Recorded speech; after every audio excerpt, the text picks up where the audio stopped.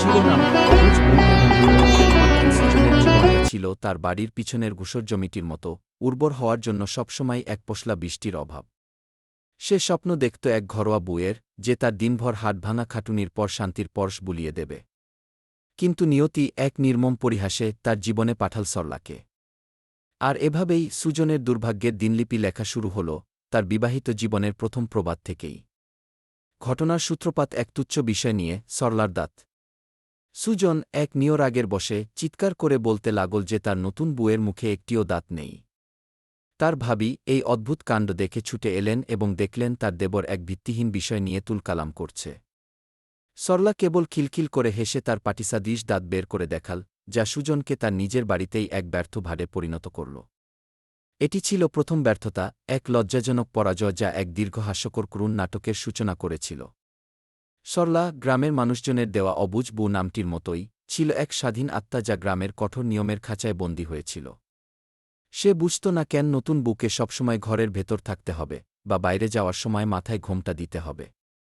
তার কাছে বাইরের পৃথিবীটা ছিল এক রঙিন অ্যাডভেঞ্চার।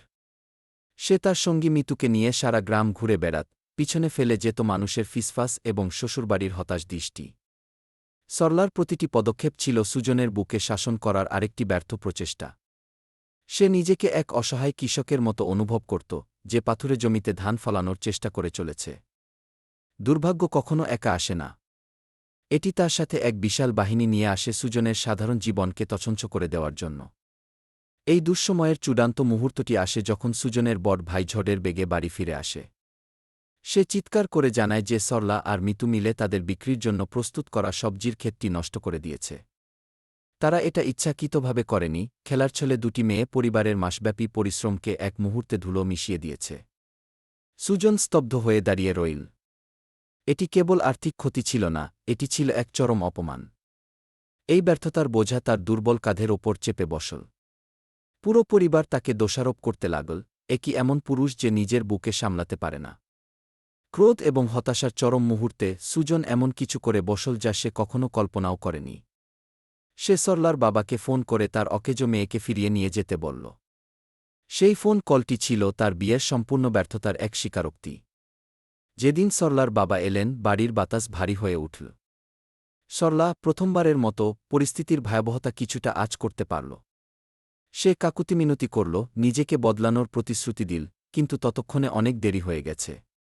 সুজন মুখ ফিরিয়ে নিল, তার হৃদয় ভেঙে চুরমার হয়ে যাচ্ছিল। সে স্বামী হিসেবে ব্যর্থ হয়েছে, এবং এখন সে সেই মেয়েটিকে জীবন থেকে ঠেলে ফেলে দিচ্ছে যাকে সে একদিন রক্ষা করার স্বপ্ন দেখেছিল।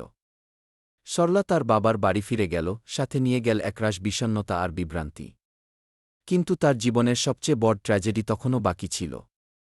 সবচেয়ে নির্মম দুর্ভাগ্যটি নেমে এলো তার ওপর, তার বাবা হঠাৎ মারা গেলেন। পৃথিবীর একমাত্র মানুষ যিনি তাকে নিঃশর্তভাবে ভালোবাসতেন, তার শেষ আশ্রয় আর নেই। বাবার মৃত্যু ছিল এক ভয়ঙ্কর আঘাত, যা সরলাকে এক রাতের মধ্যে বট করে দিল। সে তার সরলতা হারাল তার শৈশব। এখন তার যাওয়ার কোনো জায়গা নেই। বাবার বাড়ি অচেনা মনে হচ্ছে, আর স্বামীর বাড়ির দরজা যেন চিরতরে বন্ধ হয়ে গেছে। এই ব্যর্থতা তার তৈরি করা ছিল না, বরং ভাগ্যই তার জীবনকে নিয়ে নিষ্ঠুর খেলা খেলেছে।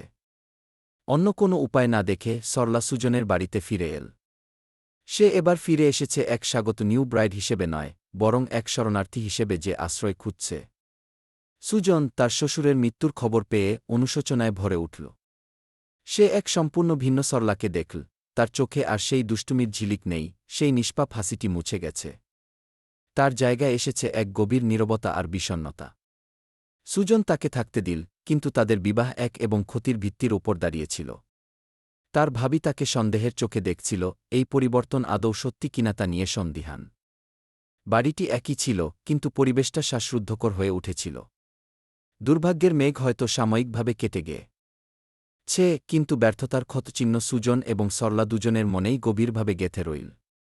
তারা একসাথে সবচেয়ে কঠিন সময়ের মুখোমুখি হয়েছে, কিন্তু তারা কি অতীতের ধ্বংসস্তূপ থেকে একটি নতুন ভবিষ্যৎ গড়তে পারবে? এই প্রশ্নের উত্তর হয়তো নিয়তির কাছেও অজানা। তাদের জীবন এক করু নাটকের মতো অনিশ্চিত দৃশ্যপট নিয়ে চলতে থাকল।